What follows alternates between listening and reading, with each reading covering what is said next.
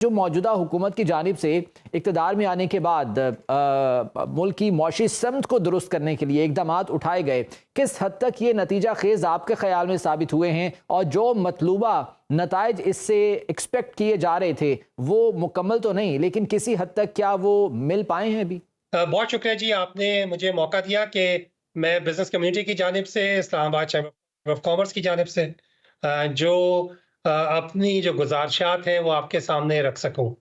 जो इस हुकूमत ने जो ये IMF का जो प्रोग्राम था, ये मेरे ख्याल है 24वां प्रोग्राम में हम जा रहे हैं इस वक़्त। और जो गुज़ारिश है वो ऐसी सी है कि IMF किसी भी मुल्क के लिए आखिरी सहारा होता है। इसका जो बेसिक पर्पस है वो ये होता है कि आपको कोई और मुल्क आपकी गारंटी देने को तैयार नहीं होता, कोई माशी इदारा आपको गारंटी देने के लिए तैयार नहीं होता। तो IMF क्या करता है, it is just like a ventilator, कि आपने मरीज को वेंटिलेटर पे रखा और उसके बाद उसका इलाज शुरू कर दिया। अच्छा, अब जब हम 23वें 24वें प्रोग्राम में IMF के जा रहे हैं तो आसिफ तो साहब, इसका इससे मतलब तो ये फिर लगता है तकरीबन कि हम बहुत अरसे से फिर वेंटिलेटर पर ही हैं, हम उससे मसनूई तनफ़ुस से बाहर ही नहीं आ पा रही हमारी इकॉनमी। जी, जो हमारे एक IMF के जो रहनुमा है उनसे बात हो रही थी यहाँ पे, तो उन्होंने कहा you are our very loyal customer.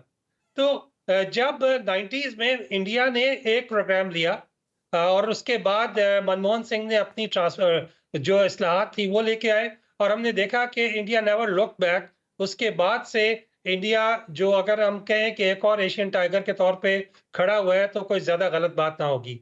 6-7% के माशी अशारिये उन्होंने हासिल किए। अच्छा, जो हमारा एक इंटरेस्टिंग चीज है वो हमारी इकोनॉमी के फंडामेंटल्स ठीक है। हमारा मौसम अल्लाह ताला ने दिए, हमें ह्यूमन रिसोर्स दिया है। कोई 32 करोड़ की हमारी पॉपुलेशन है, जो कि हम अभी इकोनॉमिकली अपने स्टैटिस्टिक्स की बुक्स में उसे नहीं लेकर आ रहे। हम कहते हैं हमारी 24-25 अरब की पॉपुलेशन है।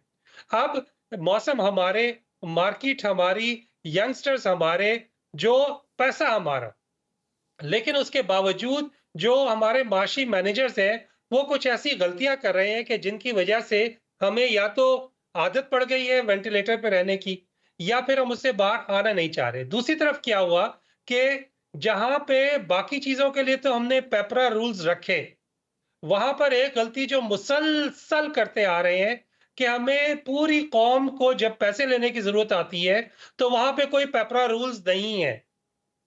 कोई पार्लियामेंट का ऐसा इदारा मौजूद नहीं है, ऐसी कमेटी मौजूद नहीं है जो कि IMF से कर्जे लेने की मंजूरी दे कि जी आप इन टर्म से हम कर्जे ले रहे हैं, इसकी इजाजत दें। आपने ये बात कभी नहीं सुनी होगी कि जी उनसे क्या हमारी टर्म्स तय हुई, जो हमें वो क्या जरूरियात थी कि जिनकी वजह से हमें कर्जा लेना पड़ा। मैं आपसे अर्ज करता चलूं, हमारे एक दोस्त हैं, वो बलूचिस्तान में एक आला सरकारी अफसर है। तो कहते हैं मुझे कहा गया कि आप हमें खर्चे एस्टिमेट बना के दें, अगले साल आपको कितने पैसे चाहिए। मैंने उनसे पूछा कि पैसे क्यों चाहिए? कहते हैं जी वो हमने सेंटर को भेजने होते हैं कि हमें इतने पैसे चाहिए। तो कहते हैं मुझे तो नहीं चाहिए। कहते हैं नहीं नहीं, आपको बताने पड़ेंगे। मैंने कहा उसका क्या होगा? कहते हैं उसके बाद उन्हें एड लेनी है हमने, उसके ऊपर लोन लेना है।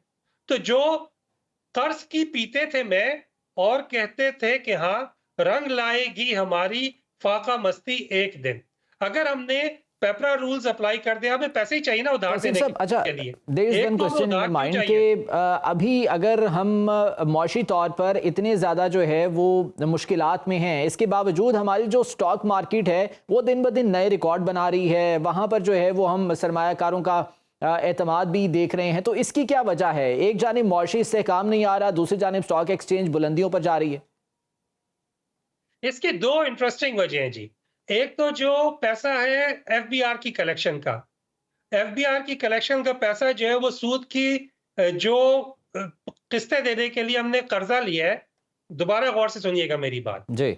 जो सूद की किस्तें देने के लिए हमने कर्जा लिया है, उसकी किस्त देने के लिए FBR की कलेक्शन काफी नहीं है। अच्छा। ठीक है। अच्छा, जो स्टॉक एक्सचेंज है ये स्पेक्यूलेशंस की मार्केट है। अच्छा, ये प्राइवेट सेक्टर बैरोमीटर है। जो प्राइवेट सेक्टर बैरोमीटर है वहां पे मैंने अर्ज किया ना कि हमारी मार्केट के फंडामेंटल्स ठीक है। हम्म। अच्छा, जो फंडामेंटल्स ठीक होने का क्या मतलब कि जब 32 करोड़ की पॉपुलेशन है, वो उन्होंने जीना भी है, मरना भी है, उन्हें टेक्सटाइल भी चाहिए, उन्हें तालीम भी चाहिए, उन्हें कारोबार भी चाहिए, सुबह उठ के कुछ ना कुछ उन्होंने करना ही करना है। तो हम कुछ ना भी करें तो हमारी चीज़ें सही चल रही थी। अगर हम कुछ अर्सा पहले 2-3 साल पहले जाएँ, तो हमने देखा कि हमारे इकोनॉमिक इंडिकेटर्स बेहतर हो रहे थे। हमने 6% पे हम टच कर गए थे। तो हम जहाँ पे अब दोबारा पहुँचे, ये खासी मुश्किल और मेहनत से पहुँचे, आसान काम ये नहीं था कि political uncertainty is definitely one important thing.